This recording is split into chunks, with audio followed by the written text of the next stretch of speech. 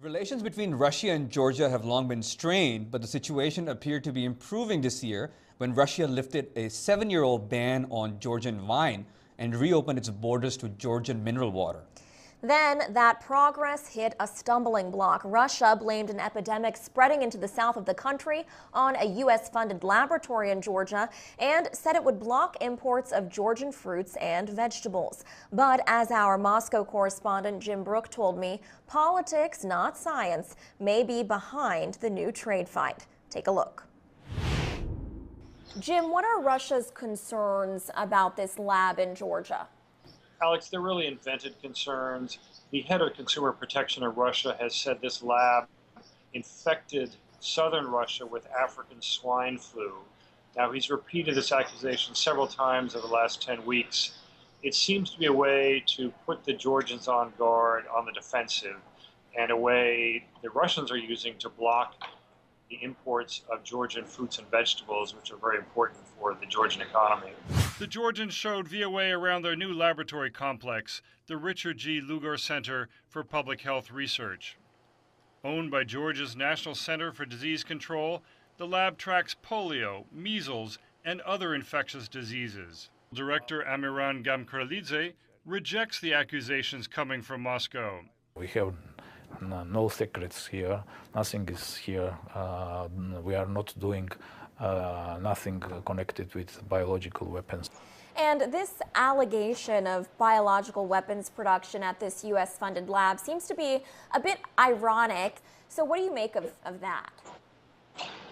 The Russians use these sort of non-traditional ways of blocking trade with their neighbors as an economic lever against their neighbors. Just in the last 2 weeks, we've seen the same head of consumer protection blocking products from Ukraine, chocolates, etc., blocking products from Belarus, notably milk. These are really trade wars they're using to pressure the Ukrainians to stay away from Western Europe and to join a commercial union with Russia.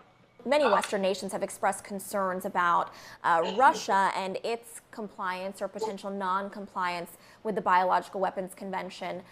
So how does that back and forth play into this? First of all, in terms of Syria, the Russians are strongly downplaying any involvement in the preparation of chemicals that the Syrians may have used.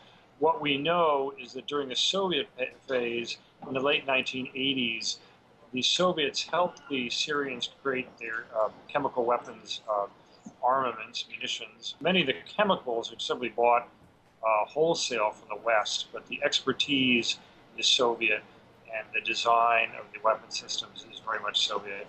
You know, another aspect of your report was talking about the upcoming Georgian election. What kind of role do we think we'll see a new president play in the trade relationship between Russia and Georgia?